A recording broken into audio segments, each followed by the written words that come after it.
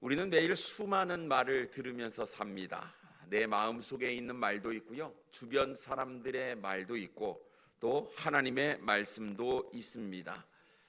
때로는 우리가 너무나 많은 말을 들은 나머지 어떤 말이 맞을까, 어떤 말을 따를까 우리는 고민 가운데 빠지기도 합니다.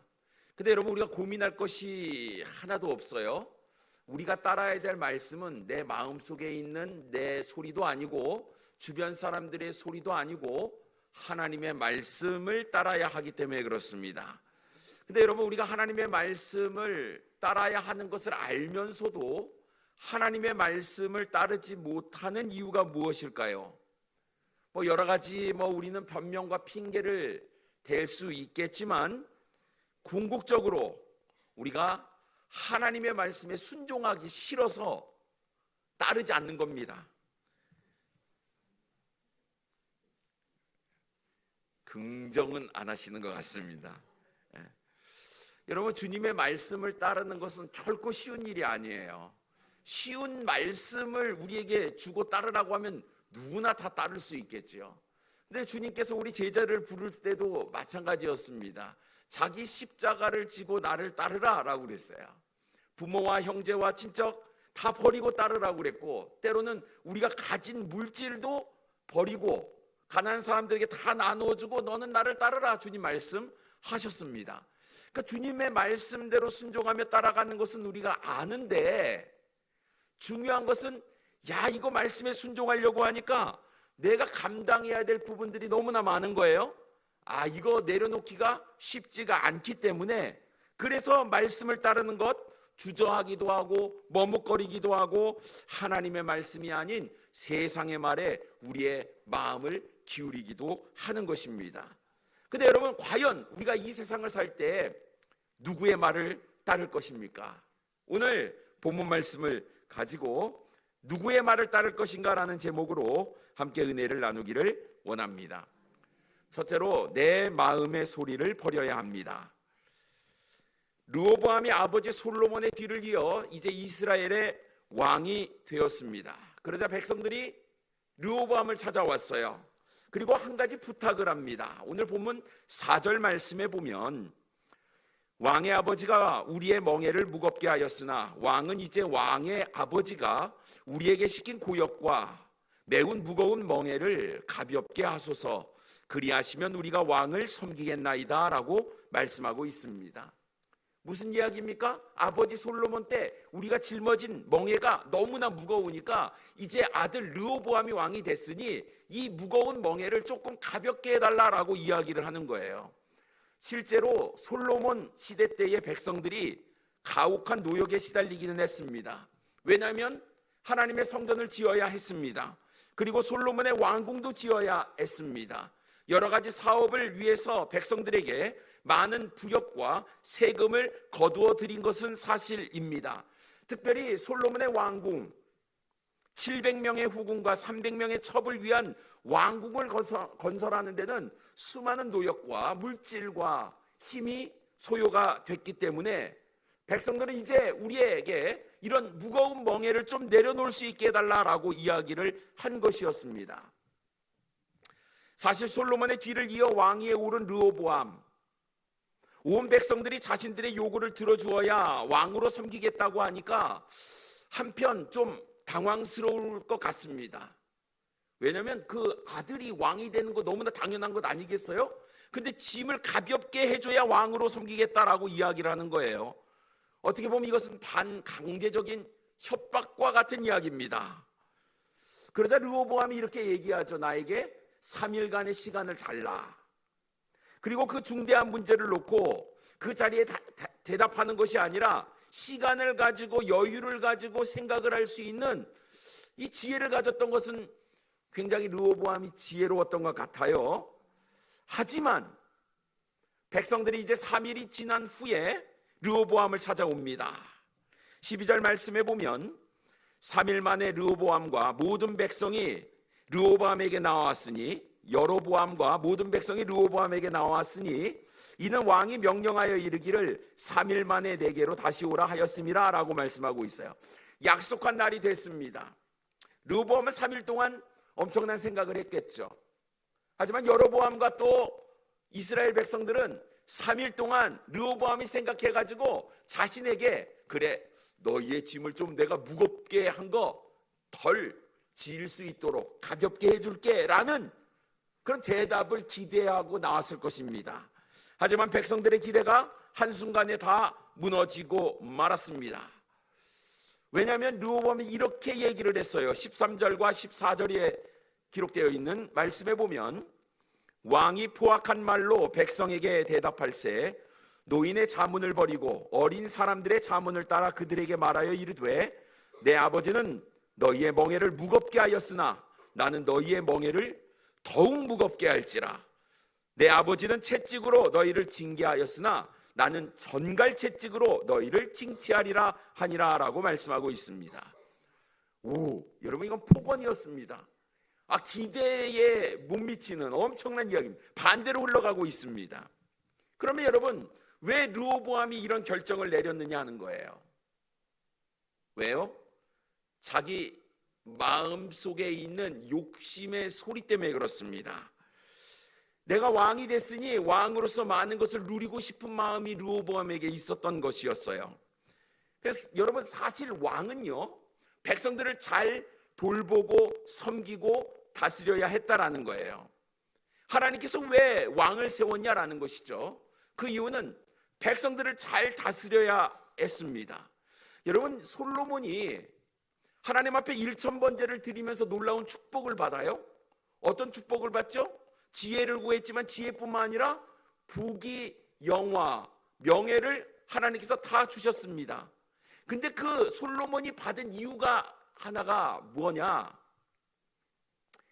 이 백성이 내 백성이 아니라 하나님의 백성이니 하나님께서 지혜를 주셔야만 하나님의 백성을 내가 잘 다스릴 수 있습니다라는 이야기였어요. 솔로몬이 굉장히 겸손했죠. 이 겸손한 이 마음은 아마도 아버지 다윗으로부터 물려받았던 마음이었어요. 물론 솔로몬은 말년에 하나님을 버리고 우상에 빠지고 그래서 이제 범죄를 저질러서 결말은 좋지 않았지만 말입니다. 르호보암이 왜 이런 결정을 내렸는가? 지배하고 싶은 마음, 다스리고 싶은 마음, 높임을 받고 싶은 마음, 그 욕심의 마음이 있었던 것이었습니다. 그래서 르호보암은 희망을 안고 일말의 기대를 품고 왔던 온 이스라엘 백성들을 향해서 오히려 강력하게 이야기를 했죠. 그래서 이제 백성들은 우리는 그러면 르호보암을 섬기지 않겠다고 이야기를 하는 것입니다. 이제 주어진 것은 분명한 거예요. 하나님께서 만드신 이스라엘이라는 나라가 이제는 둘로 쪼개져야 되는 그런 긴급한 급박한 일에 지금 봉착하게 되었습니다. 결국 이 르호보암의 어리석은 결정 하나 때문에 이스라엘은 북이스라엘과 남유다로 갈라지게 됩니다. 그러니 여러분 한번 생각해 보십시오. 우리가 누구의 말을 듣고 누구의 말을 따라야 할 것인가? 여러분, 제일 조심해야 될 것이 내 마음의 소리, 내 마음 가운데 있는 이 욕심의 소리를 여러분 내려놓아야 되는, 비워야 하는 그 자세가 우리에게 필요하다라는 것이죠. 여러분, 사실 손해보는 거 싫지 않죠? 싫어요? 싫죠? 근데 주님이 손해보라고 해요. 어떡합니까? 손해보실 겁니까? 안 보실 겁니까? 대답이 없으세요. 손해보는 거 좋아하는 사람 누가 있겠습니까? 다 싫어요. 근데 손해를 보라고 하면 손해를 봐야 되는 겁니다. 쉽지 않은 거예요. 생각해 보십시오. 르호보암은 아버지 솔로몬 때 가장 나라가 부강하고 강력하고 많은 부를 가지고 있었던 때였습니다. 이 모든 것들을 다 봤거든요. 이 마음을 내려놓다니 자신이 받을 거, 누릴 거, 자신이 행할 거, 이거 포기하는 거 쉽지 않았다라는 거예요. 그래서 얘기하는 게 뭡니까? 아버지는 채찍으로 징계했지만 나는 전갈 채찍으로 너희를 징계하겠다라고 이야기를 하고 있는 것입니다. 때로는 우리가 가정과 직장과 교회에서 권위적인 말로 사람들의 마음을 아프게 하지는 않았는가 한번 생각해 보길 원합니다. 내가 왜 이 이야기를 꺼냈는가 생각해 보면 내가 받아야 될 손해, 불이익 이런 것들을 얻지 않기 위해서 오히려 우리는 다른 사람들 마음에 상처를 주는 그런 말들을 내뱉을 때가 있다라는 것입니다. 그래서 잘 듣는 것도 중요하고 잘 이야기하는 것도 중요한데, 여러분 내 이득, 나의 기득권 이런 것들을 주장하기 위해서 내 마음의 욕심을 가지고 이야기를 하는 것은 옳지 못하다라는 것이죠. 그래서 여러분 내 마음의 소리를 따르는 순간 때로는 우리의 가정도, 우리의 직장도, 우리의 교회도, 우리의 나라도 무너질 수 있다는 사실을 기억해야 됩니다. 그래서 여러분 내 욕심이 아니라 사실 우리의 기준은 하나님의 말씀입니다. 그러니까 하나님의 말씀, 하나님의 뜻을 따라 사는 삶이 진정한 복된 인생임을 우리가 기억하고, 여러분 내 마음에 가지고 있는 이 소리를 우리가 함부로 꺼내서 이야기하는 거, 이거 주의해야 될 줄 믿습니다. 어느 대기업의 CEO가 있었어요. 직원들의 불만을 듣기 위해서 정기적으로 현장을 방문했습니다. 굉장히 지혜로운 사장이었던 것 같아요. 근데 이 직원들의 불만을 듣긴 듣는데 바뀌는 것은 하나도 없어요. 그리고 직원들의 불만을 들을수록 이게 현장이 힘들어야 회사가 돌아가는데 이것저것 딴 생각만 많고 불평이 많으니까 회사가 안 돌아가. 더 세게 해야지. 이 회사가 어떻게 됐겠습니까? 망했습니다. 지혜로운 직원들, 우수한 직원들을, 인재들이 다 회사를 떠났습니다. 기업은 몰락하고 말았다라는 거예요. 겉으로는 직원들의 목소리를 듣는 것 같지만 사실은 자신의 욕심의 소리가 더 컸다라는 것이죠. 여러분, 우리가 어떤 마음을 가지고 있는지, 우리가 듣기는 들어도 그 사람의 이야기를 귀담아 듣는 것이 아니라 어쩌면 내 생각과 내 마음에 있는 소리를 그 사람에게 관철시키기 위해서 더 큰 소리로 내고 있는 우리의 모습은 아닌지, 우리의 삶의 모습을 돌아보면서 지금 나의 마음의 소리는 어떤 소리인가, 이것이 과연 하나님의 말씀에 합당한 맞는 소리인가, 아니면 내 이득만, 내 이익만 주장하는 소리인가, 우리가 생각해 보는 우리 사랑하는 성도님들 되기를 원합니다. 두 번째로, 주변 사람의 말을 귀담아 듣고 분별해야 합니다. 백성들은 솔로몬의 권위에 눌려서 아무 말도 하지 못하고 있다가 르호보암이 왕이 되었을 때 불만과 고민을 이야기를 했습니다. 하지만 백성들은 멍에를 가볍게 해달라고 간청한 것이 싸그리 무너지게 되지요. 16절 말씀에 보면 온 이스라엘이 자기들의 말을 왕이 듣지 아니함을 보고 왕에게 대답하여 이르되 우리가 다윗과 무슨 관계가 있느냐, 이새의 아들에게서 받을 유산이 없도다. 이스라엘아 너희 장막으로 돌아가라. 다윗이여 이제 너는 내 집으로 돌아보라 하고 이스라엘이 그 장막으로 돌아가니라 라고 말씀하고 있습니다. 백성들은 자신의 요구가 관철되지 않자 르호보암에게 이제는 우리가 더 이상 너를 따를 이유가 없다라고 이야기를 합니다. 결별을 선언한 것이었죠. 결국 나라는 두 조각이 나게 되었습니다. 자신의 욕심을 채우려다가 나라가 무너지게 생긴 거예요. 르호보암은 이때라도 눈치를 좀 챘어야 합니다. 내가 좀 백성들의 말을 좀 귀담아 들을 걸, 자신의 힘을 좀 과시하려고 했다가 오히려 나라가 어려운 가운데 빠지게 되었습니다. 그러면 생각을 해봐야 되죠. 내가 왜 이런 얘기를 했을까? 원로들의 이야기를 듣고 내가 좀 지혜롭게 얘기했으면 될 텐데 젊은 사람들의 이야기를 듣고 내가 더 강하게 징치하려고 했던 것이 잘못된 것이었구나. 좀 이런 깨달음이 있어야 되는 것 아니겠습니까? 근데 르호보암이 어떻게 했는 줄 아십니까? 18절 말씀에 보면 르호보암 왕이 역군의 감독 아도람을 보냈더니라고 말씀하고 있습니다. 누구를 보냈다고요? 아도람은 어떤 사람이에요? 역군의 감독. 역군의 감독은 무슨 말입니까? 솔로몬 아버지 시대에 강제 노역을 시켰던 사람이 누구냐면 이 아도람이었어요. 근데 지금 백성들이 요구하는 게 뭐예요? 우리 너무 힘드니 우리의 멍에를 좀 가볍게 해달라. 그러면 이 특사를 파견할 때 잘 파견을 해야죠. 누구를 파견합니까? 그들을 강제 노동시켰던 아도람을 보낸 거예요. 그 이야기는 뭡니까?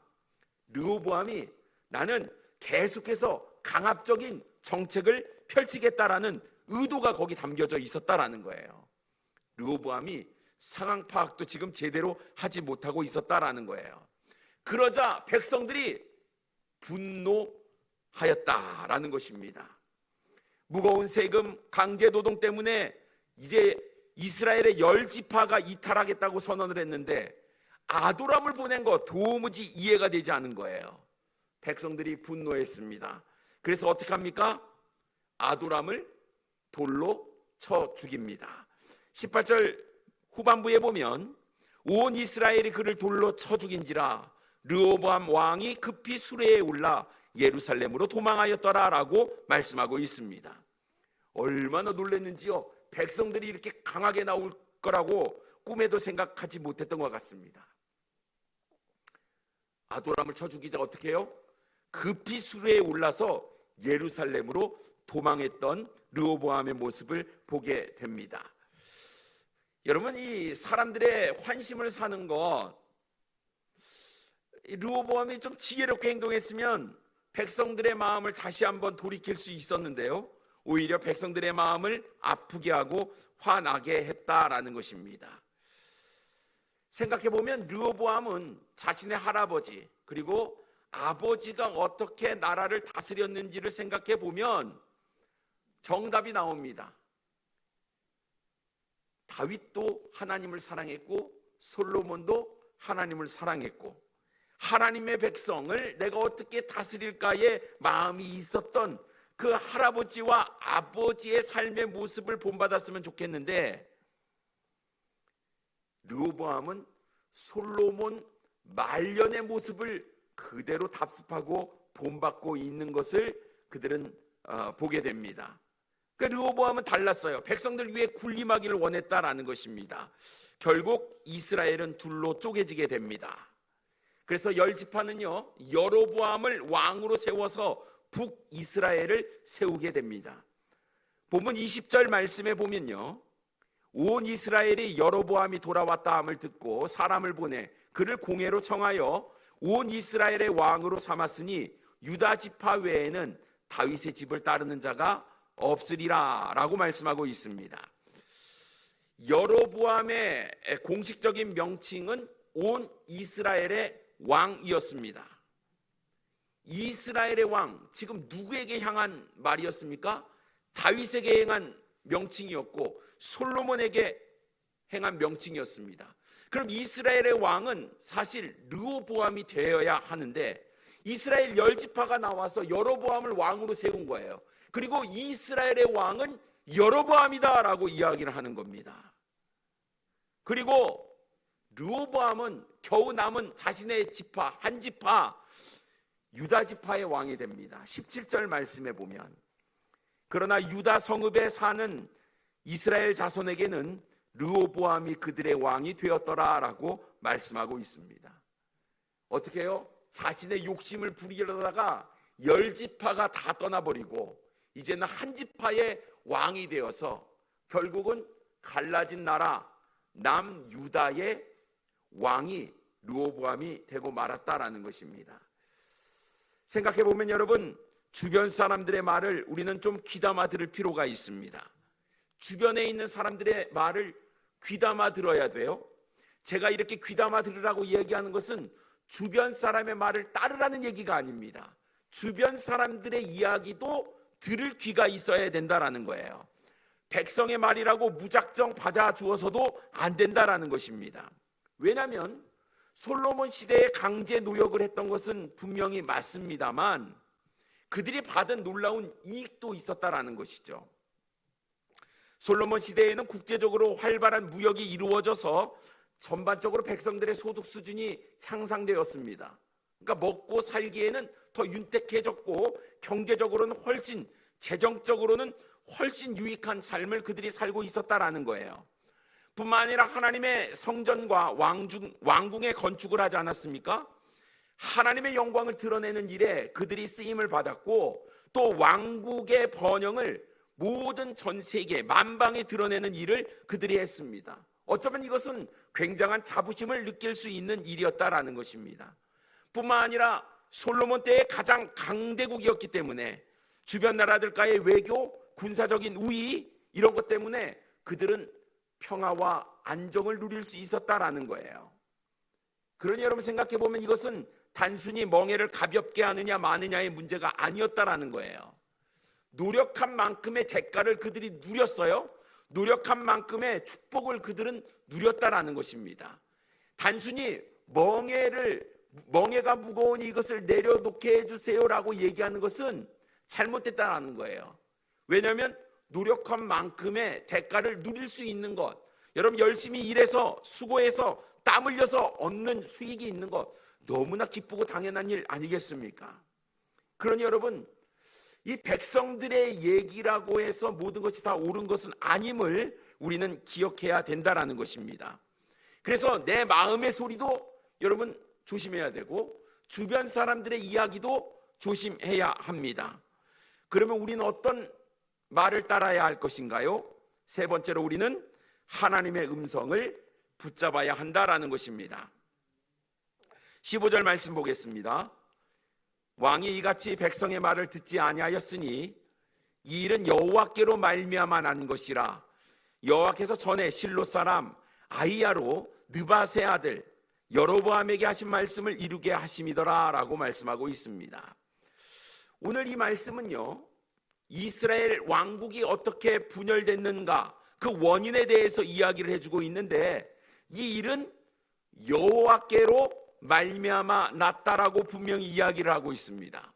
직접적인 표면적인 원인은 르호보암의 잘못 때문이었지만, 그가 원로의 조언을 따르지 아니하고 자신의 욕심, 젊은 사람들의 조언을 따른 것이 나라가 둘로 쪼개지는 직접적인 원인이었지만, 이 모든 것은 하나님의 섭리 가운데 있었다라는 것입니다.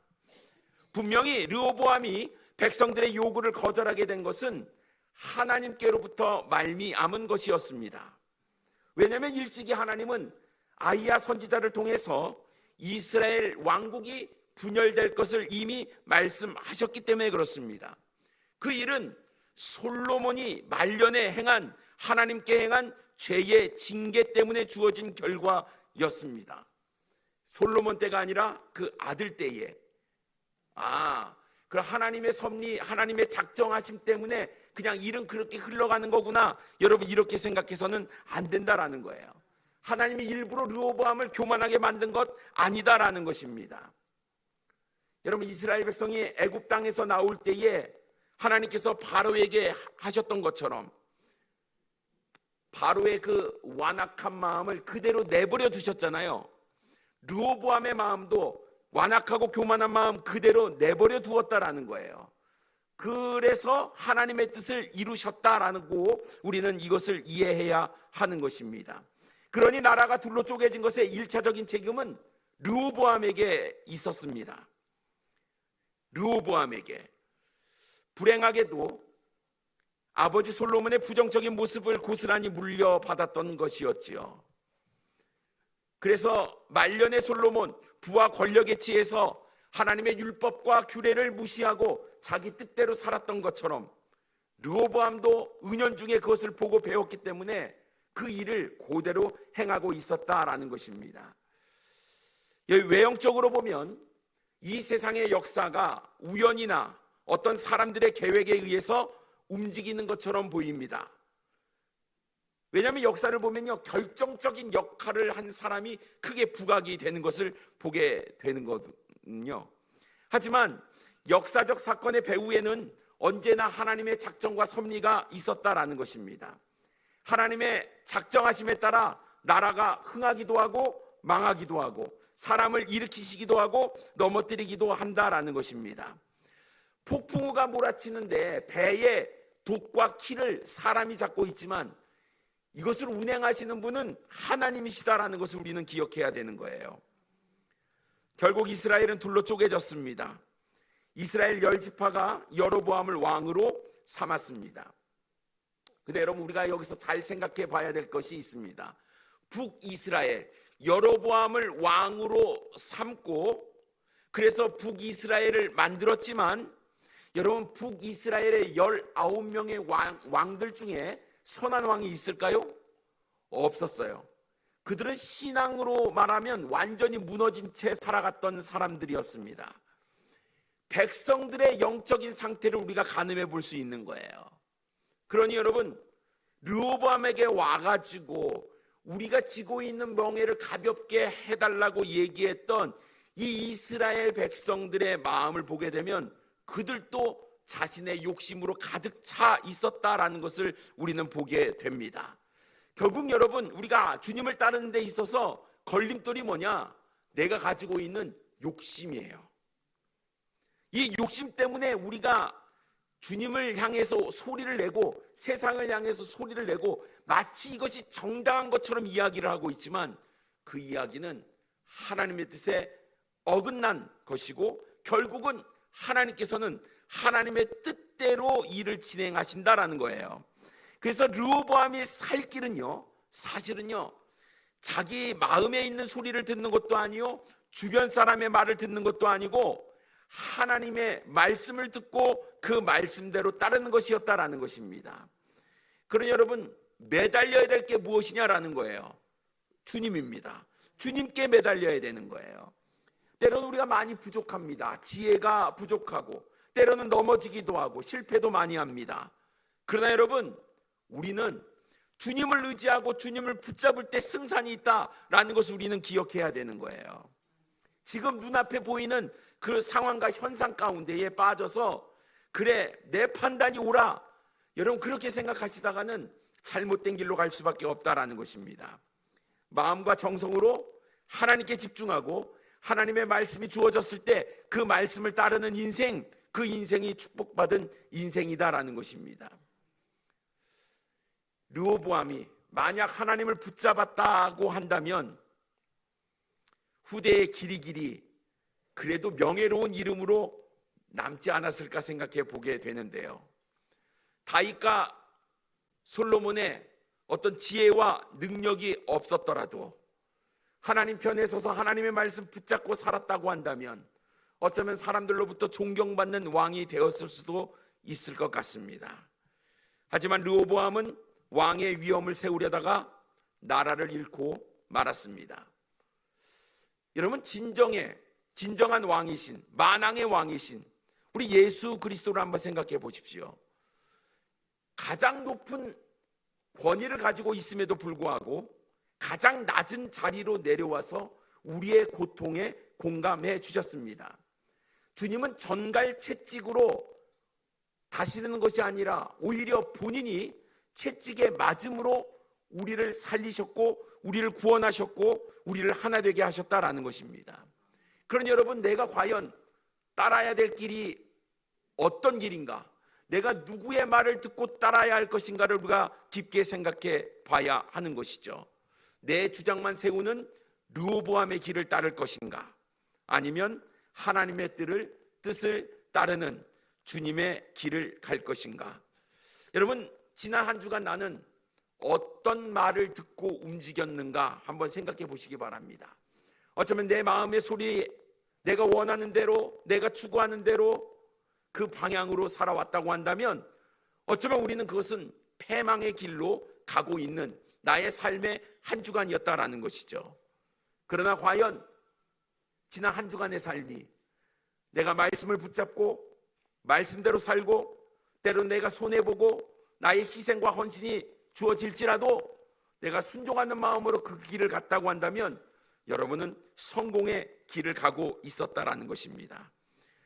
르호보암의 이 어리석음을 반복하는 것이 아니라 이제는 하나님의 말씀을 듣고 그 말씀에 순종하는 마음으로 여러분 믿음의 길을 한 걸음 한 걸음 걸어 나가시는 우리 사랑하는 성도님들 되기를 원합니다. 그것이 바로 축복의 길인 것을 우리가 분명히 알기에 이제 누구의 말을 듣고 따라갈 것인가? 여러분, 오직 주의 말씀, 하나님의 말씀 듣고 따라가시는 우리 사랑하는 성도님들 되기를 원합니다. 기도하겠습니다.